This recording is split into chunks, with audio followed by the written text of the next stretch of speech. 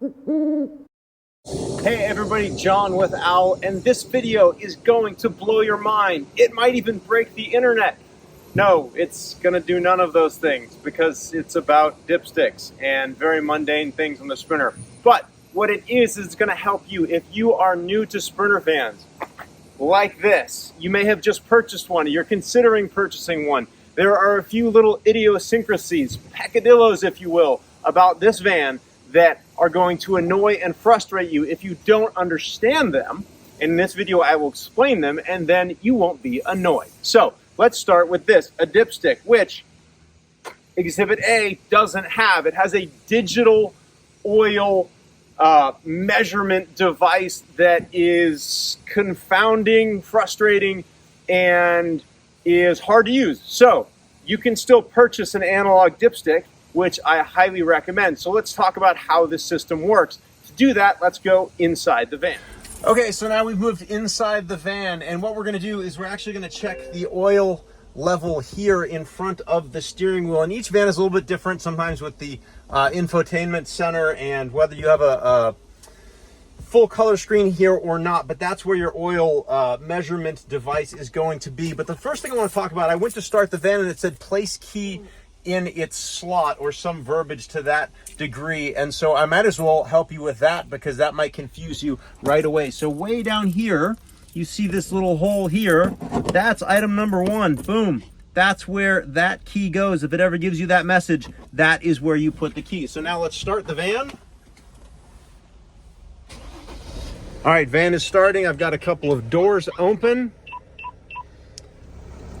Okay, so we're gonna navigate through here. We're gonna find service, click on that. I've got one message, we don't want that. We scroll down, engine oil level.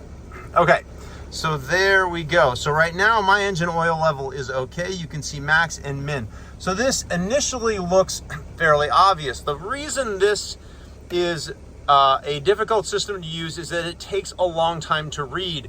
And I know from experience, because what happened to me is that I got a message like that my oil was on the lower side. So of course, being the smart driver that I am, I put oil in the vehicle. Well, the oil didn't come up very quickly, so I added a little bit more, drove for a little while, it didn't come up very much, so I added a little bit more, and then all of a sudden I got a check engine light that I was over full. So I had to actually stop on the side of the road because an engine with too much oil is actually quite dangerous for the engine, and you can actually go into limp mode and you can damage the engine just like having too little oil. So I had to drain oil out into these cups I had, and it was a whole thing. So the way we get around this is with an analog dipstick. So I'm going to turn the engine off now, and we're going to go around to the outside of the van, and we are going to show you how to install a dipstick on your engine. So I just opened the hood.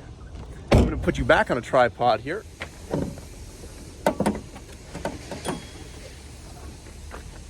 Shameless plug. Notice the hood goes up on its own because of Owl's very own hood struts that allow the hood to go up. It's very convenient when you're putting in DEF. Yes, shameless commercial, but we do sell these things. Now, you've got your dipstick here, and I will show you where we're going to orient ourselves. So right here is where you put engine oil into the engine, and then you see this little hose right here. Well, hiding behind that, it's a little bit dirty, is a blank plug, where if you pull that plug out, this is what it looks like. It's got a little Mercedes symbol on it. And then you see what looks like a standard hole for an oil dipstick. And lo and behold, you take your dipstick that we sell. It's just a Mercedes part, and I don't really care if you buy it from us or go buy it from Mercedes. We don't really make any money on it, maybe a couple of bucks. We really offer it as a convenience. That slides all the way down in there. So there you go, problem solved. You now have a manual dipstick, a really quick and easy way to check your oil. So if you get the warning light on your dash, you can then check the dipstick, add oil, run the engine a little bit, check the dipstick again, and you're not gonna have to drain oil out of your vehicle. Quick and easy insurance. For our next tip, we are going to come around to the side of the van because we are gonna talk about the parking brake. Why would you need to talk about a parking brake? Well, it's because the seats in these vans swivel, and that means Mercedes engineers had to come up with a creative way to have a pull-up parking brake and allow a seat to swivel. So I'm going to set the camera down and show you why this can cause some issues for you. So I'm going to try to get my head low so I can get in the shot. I really don't know if you can see me or not, but this is what looks like a normal parking brake. That is off. This is on. That is how parking brakes have worked for millennia, if you will. But there are some idiosyncrasies, as I said, to the Sprinter and the parking brake. What the Mercedes engineers had to deal with is these seats swivel. So when you pull the lever on the front and the seat spins around to face the bench seat and back, if this is up, the seat hits it so it can't swivel. So what the engineers did is they allowed it to be pressed down. The parking brake is still on right now. This can go up and down and the parking brake is on. So what happens is people go, wait, I can't get the parking brake off, but this is stuck like this. Well, all you need to do, it's quite simple. To press the button, pull up very hard, keep holding the button, and release. Now you can tell that the parking brake is off because when you lift up, you'll hear the clicking. Hear the clicking? That's on. Press the button, lift up hard, and push it back down. See, that was released. If it's on and it's going up and down and there's no clicking, it's still on.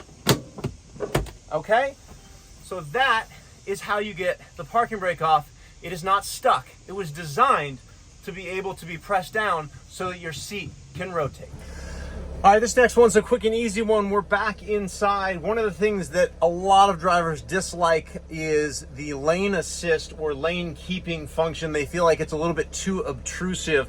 And personally, I've found that on Mercedes sedans that I've driven, it's not nearly as intrusive as it is on a vehicle that has such a high center of gravity and is so tall. So I want to show you a quick way to turn that off if it bothers you. A lot of people have to go through, they go like home, and then they swipe through till they get to the settings, and then they go to the lane keeping function and turn it off. That's a little bit cumbersome. So let's say that it's on, and let's go back to where we were. Let's say we were on our maps. Okay, so the quick way to turn this off, down here you've got this little icon that looks like the front of a Sprinter. Touch that, one touch off. That is the fastest way to turn lane assist off. Unfortunately, lane assist is going to be on every time you start the vehicle. That's just the way it is, but that is the quickest way to turn that off. You can also turn off your parking sensors there if you so desire to do that. Again, touch the button that looks like the front of a Sprinter and then turn that off. And while we're in here, you might also find it interesting that if you scroll over here to info, while you're driving, you can get some useful information here. You've got your transmission fluid temperature, and you've also got your oil temperature over there. These are different from your engine temperature, which is going to be over here in your main cluster, which is going to be your water temperature. So anyway, some more information there: engine torque, engine performance, battery voltage, also consumption, and you can access your owner's manual from there as well. Now, I already showed you where the key goes, but just to the left of the key, for your information, I've already removed this little kick panel here. Disregard some of this wiring. There's some aftermarket stuff we put on, but what I want to show you is this right in there, this thing. Now, what that thing is a quick battery disconnect. So you press this little red button down and you pull this thing off, which I will attempt to do one-handed.